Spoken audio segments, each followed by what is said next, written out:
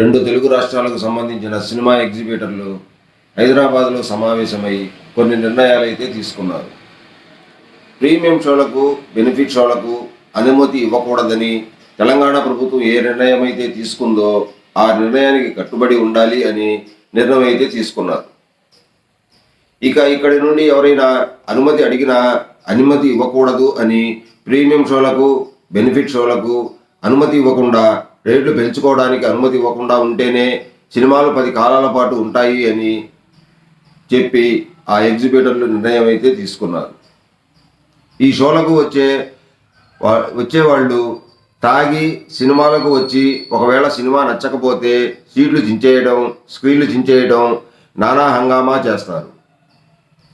వాటి వల్ల సినిమా హాళ్ళు నష్టపోవాల్సి వస్తుంది. ఆ వచ్చే డబ్బులు కూడా నిర్మాతలకే వెళుతూ ఉన్నట్టు కానీ ఆ నష్టాన్ని మాకు ఒక్క రూపాయి కూడా ఇవ్వరు అని ఎగ్జిబిటర్లు ఆవేదన చెందుతున్నారు. చిన్న సినిమాలు, పెద్ద సినిమాలు అని తేడా లేకుండా రేట్లు పెంచుకోకుండా నిర్ణయం తీసుకుంటే మంచిది. చిన్న సినిమాలకు కూడా లైఫ్ వస్తుంది అని ఎగ్జిబిటర్లు అయితే అభిప్రాయపడుతున్నారు.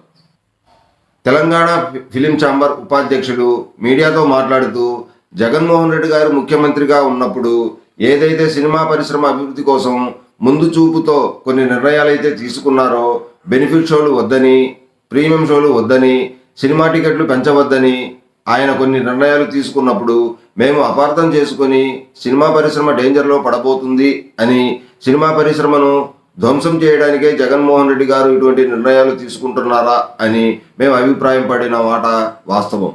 కానీ ఇప్పుడు అర్థమవుతుంది, జగన్మోహన్ రెడ్డి గారు సినిమా పరిశ్రమ మేలుకోరే ఇటువంటి నిర్ణయాలు తీసుకున్నారు అని ఇప్పుడు తెలిసి వస్తుంది. ఆనాడు జగన్మోహన్ రెడ్డి గారు తీసుకున్న నిర్ణయాలు ముమ్మాటికి కరెక్ట్ అని ఇప్పుడు తెలుస్తుంది అని తెలంగాణ ఛాంబర్ ఉపాధ్యక్షులు చెప్తున్నారు.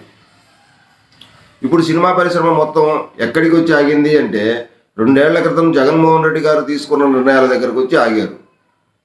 జగన్మోహన్ రెడ్డి గారు చెప్పింది కూడా ఇదే కదా, టికెట్లు రేట్లు పెంచవద్దని, బెనిఫిట్ షోలు, ప్రీమియం షోలు వద్దని, చిన్న సినిమాలకు ఇబ్బంది అవుతుంది అని, అదే కదా ఆ జగన్మోహన్ రెడ్డి గారు ఆ రోజు చెప్పిన మాట. దానికే కదా కొంతమంది సినిమా యాక్టర్లు నానా హంగామా చేసి పబ్లిక్ మీటింగ్లో ఊగిపోయి నానా హంగామా చేశారు. టికెట్ల రేట్లు తగ్గిస్తే చిల్లర కొట్టులో వచ్చే ఆదాయం కూడా రాదు, ఈ సినిమా బదులు చిల్లర కొట్టే బెటర్ అంటూ కొంతమంది హీరోలు చేసిన వ్యాఖ్యలు కూడా మనం చూసాం. ఇప్పుడు తెలంగాణ సీఎం సినిమా హీరోల నారదీస్తా అని మాట్లాడుతూ ఉంటే ఈ హీరోలందరూ ఎడిపోయారో అర్థం కాదు. వాళ్ళు నోరు మూతపట్టడం కూడా మనం చూస్తూ ఉన్నాం. ఆనాడు విమర్శించినట్టు ఈ హీరోలు ఇప్పుడు కూడా విమర్శించవచ్చు కదా, బయటకు వచ్చి మాట్లాడచ్చు కదా, కానీ మాట్లాడు.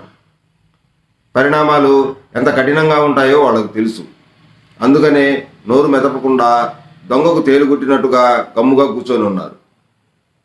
ఏదేమైనా ముందు సినిమా పరిశ్రమ ఆంధ్రాకి తిరిగి వస్తుందేమో వేచి చూద్దాం.